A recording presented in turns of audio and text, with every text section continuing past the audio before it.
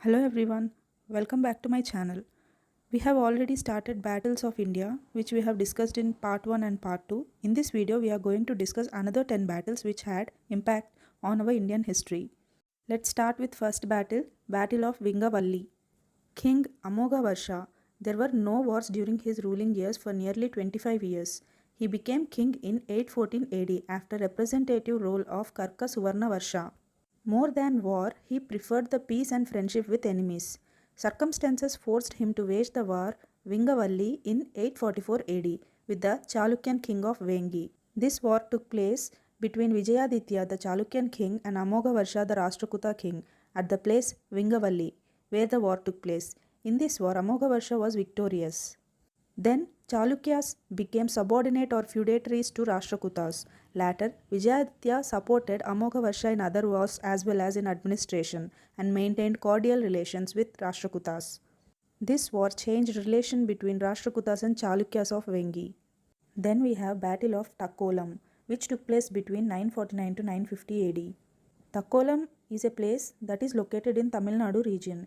This war was fought between the Rashtrakutas and the Cholas of Tamil Nadu.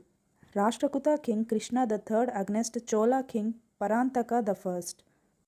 Though Parantaka I was king, Chola army was led by his son Rajaditya, and the Krishna I was victorious. Rajaditya got defeated and killed in this battle. Cholas suffered a setback here. Then we have First War of Vaihind that took place in 1000 AD.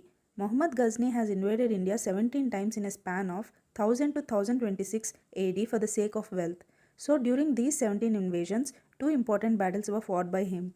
In the first battle of Vaihind, we find Hindu ruler Jayapala was defeated by Ghazni. This was one war to be remembered, and the second war of Vaihind took place in 1008 AD. This war has happened between Muhammad Ghazni and successor of Jayapala, Anandpala. Result was again Ghazni was victorious and returned with large wealth. Then we have Battle of Koppam that took place in 1054 AD. This battle was fought between Cholas and Chalukyas of Kalyani. Chalukyas of Kalyani, also known as Western Chalukyas, are different from Eastern Chalukyas or Chalukyas of Vatapi. The Chalukyan king Someshwara I and from Chola who participated in war were Rajadi Raja I and his successor Rajendra Chola II. The Chalukyan king Someshwara I was defeated, and we find though Cholas were victorious, they lost their king Rajadi Raja I. Since Rajaji Raja I died in this battle, his successor Rajendra Chola II became the king. Next we have Battle of Talakadu that took place in 1116 AD. This battle took place between the Cholas and the Hoysalas. So Cholas during the rule of Kulatunga Chola I had invaded Talakadu and captured it. In this war we find Vishnuvardhana, the king of Hoysala, got victorious and Cholas had to vacate Talakadu. For this victory, the king Vishnuvardhana took the title Talakadu Konda, which means conqueror of Talakadu. And also to mark this victory, he constructed Vijayanarayana temple at Belur, which is also known as Channakeshava temple of Belur, and Kirti Narayana temple at Talakadu. These are the important temples which were constructed during the rule of Vishnuvardhana, the Hoysala ruler. Next we have Battle of Hosavidu, which took place in 1122 AD, where the king of Hoysala, Vishnuvardhana, made an attempt to become independent from the clutches of Chalukyas of Badami. He waged war with Chalukyas at Hosavidu. The Chalukyan king was Vikramaditya VI.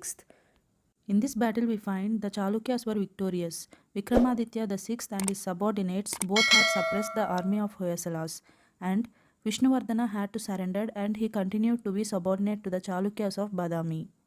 Next we have Battle of Suratur, which took place in 1190 AD. This war took place in Gadag district in place called Suratur. This war took place between the Hoysala king Veeraballala II, who is considered first independent ruler of Hoysalas, and Yadava king or Suvana king Billama V. This battle started when Yadava king Billama V started invading the territory Suratur. In this battle we find the Hoysala king Veeraballala II got victorious, and this enhanced the prestige of this Hoysala king. Next we have First War of Terrain. This war took place in 1191 AD. Muhammad Ghori invaded India with the intention to establish Muslim rule in India. However, his army met with defeat at a place called Terrain in Haryana district. The Rajput ruler Prithviraj Chauhan defeated him at Terrain in first battle of Terrain. But Muhammad Ghori didn't give up his efforts to establish rule in India. He reorganized his army and invaded again, and this battle is known as Second War of Tehran. And this time Ghori had attained the success. Prithviraj Chauhan III was defeated and was killed in this battle. The importance of this battle is that it laid foundation for Muslim rule in India, because after this battle he captured Lahore and Sindh in Pakistan. The Indian king who supported Muhammad Ghori against Prithviraj Chauhan was none other than his father-in-law, Jayachandra, the ruler of Kannauj, because the daughter of Jayachandra married Prithviraj Chauhan against his will. Because of this enmity for Prithviraj Chauhan, he supported Ghori. So these are the important battles which come in almost ancient part of Indian history. Till now we have discussed 20 important battles of ancient India. We will continue more battles in coming videos. If you find this video informative and helpful, like the video and subscribe to my channel for more videos. Thanks for watching.